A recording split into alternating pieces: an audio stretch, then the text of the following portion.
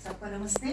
नमस्ते। लव आजाद है मेरे क्यों स्वतंत्र भारत में, आजाद भारत में मेरे मेरे आपके आपके इनके सबके लव आजाद हैं। पर आजादी के साथ अनुशासन हो तो सोने में सुहागा है, सोने में सुहागा है। क्योंकि हम ये भूल जाते हैं कि right and duties go hand in hand, साथ साथ चलते हैं दोनों, तो ही स्वतंत्रता कहलाती है। पर दोस्तों, आज मैं मेरी 5-6 मिनट में जो कहानी कहने वाली हूँ ना, वो बिल्कुल अलग है, इसके उल्टा है। वो कहानी ये कहती है कि कभी कभी आज़ादी होते हुए भी, बोलने की आज़ादी होते हुए भी, उस समय अगर लोग नहीं खोले तो किसी का जीवन संवर जाता है, बन जाता है, गड़ जाता है। तो सुनिए एक छोटी सी कहानी। दिनेश एक 12-13 साल का लड़का 7वीं कक्षा में पढ़ता है। एक छोटे से डिस्ट्रिक्ट प्रेस का स्कूल है, तो वहां पर मतलब 50 बच्चों में सभी स्तर के, आर्थिक परिस्थिति के, जाति पाति धर्म सब अलग अलग प्रकार के बच्चे हैं। तो जो दिनेश है वो भी बिल्कुल ऑर्डिनरी, उसका स्कूल बैग अरे बिल्कुल सादा, लंच बॉक्स, उसमें रखी हुई खाने की चीजें बिल्कुल सादी, ड्रेस यूनिफॉर्म मुश्किल से 2 या 3 मिलते हैं साल के, ऐसा। पर उनकी क्लास में एक जो लड़का आता है ना, वो बहुत पैसे वाला, एकदम रईस।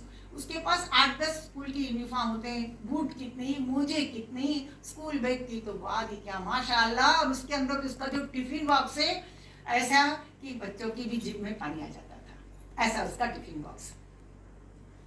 और सुबह नई गाड़ी अलग, शाम को गाड़ी अलग, उसको लेने आती छोड़ने आती। एक दिन, और उसकी ये सब देख करके, उसकी जो चीजें देखकर हर बच्चा क्लास का इन चीजों को पाने की चाहत रखता है, सबको इच्छा होती। एक दिन वो क्लास में बहुत बहुत महंगी घड़ी पहन कर आया, पता नहीं क्या क्या था, प्लेटिनम था, हीरे थे, सोना था, एकदम चमक रही थी।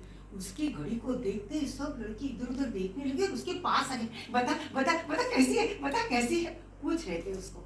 उसने सबको बता दी।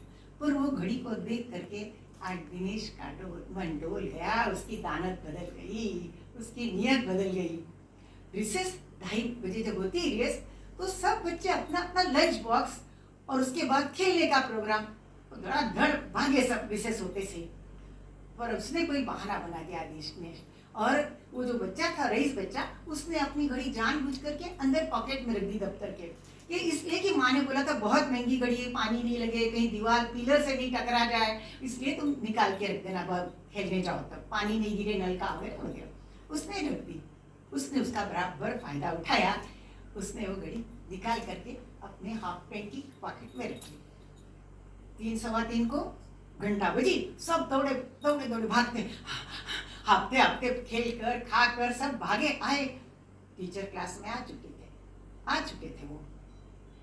उसने आते से ही पॉकेट खोला, घड़ी नहीं थी। वो एकदम घबरा गया, बाप रे बाप, सर मेरी घड़ी नहीं है, मेरी घड़ी नहीं है, बहुत महंगी है मेरी घड़ी सर, बहुत महंगी है मेरी घड़ी नहीं है, मुझे माँ मारेगी।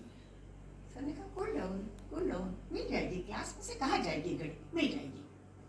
फिर वो खड़े हुए और उन्होंने सब बच्चों को कहा, बेटा अगर तुम मेरे सच्चे मतलब स्टूडेंट हो, मुझे गुरु मानते हो, तो मैं जो कहता हूँ वैसा करो। तुम्हारे हाथ ऊपर करो और तुम्हारी आंखें बंद करो, और जब तक मैं नहीं कहूँगा तुम्हें आंखें नहीं खोलनी है। रेडी? Are you ready? चलो स्टैंड अप। सब ने बिल्कुल किया, क्योंकि उस समय गुरु का मान इतना होता था। आंखें बंद, हाथ ऊपर। सर इधर उधर घूमते रहे। 10 मिनट बाद उन्होंने घड़ी लेकर के, जो बच्चा था उसके हाथ में, जो रईस बच्चा था उसके हाथ में उसकी घड़ी रख दी। ठीक?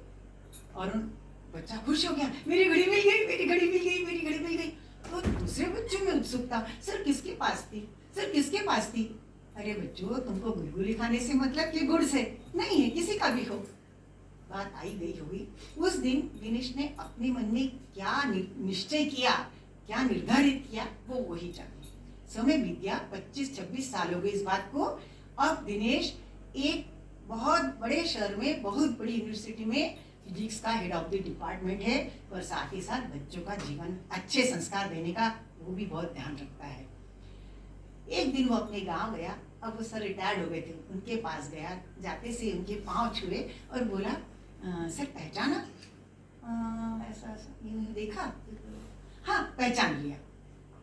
सर मैं अब ऐसा ऐसा, उसने कहा फिर उसने बोला, सर मैं आपसे आज एक बात पूछने आया हूँ। पूछो। सर वो बहुत साल पहले आपको पता है आपकी क्लास में एक लड़के ने घड़ी चोर ली थी, तो मुझे आपसे ये पूछना है कि आपने उस दिन लड़के का नाम क्यों नहीं बताया? सबकी आंखें बंद करने को कहा था और आपने नाम क्यों नहीं बताया? सर बोले, भाई जब मैंने सबके पॉकेट तपासे थे ना, जांचे थे ना, तो मेरी भी आंखें बंद थी, मैंने मेरी आंखें बंद रखी थी, इसलिए मुझे नहीं मालूम, सचमुच नहीं मालूम कि किसने घड़ी चोरी। बच्चा सप्ते में हो गया, अचंभे में आश्चर्यचकित, समझ तो गया वो। उस दिन से तो उसने और भी अच्छा निश्चय कर लिया कि वो बच्चों का जीवन बनाएगा, ऐसा गुरु उसके सामने खड़ा है तो।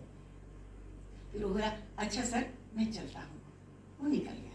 उसके जाने के बाद वो जो गुरु थे, सर थे, शिक्षक थे, उनके चेहरे पर एक मंद मुस्कान थी। उन्होंने सिर्फ इतना ही कहा, बेटा अगर मैं उस दिन मेरे पोट खोल देता, उस दिन अगर मैं मेरे लब खोल देता, तो शायद तुम क्लास में सबके सामने हंसी का पात्र बनते, सब तुम्हें चोर चोर चोर करके चिल्लाते, शायद तुम्हें प्रिंसिपल के पास जाना पड़ता, सारे स्कूल में बात फैल जाती, और हो सकता कि तुम स्कूल से निकाल भी देते।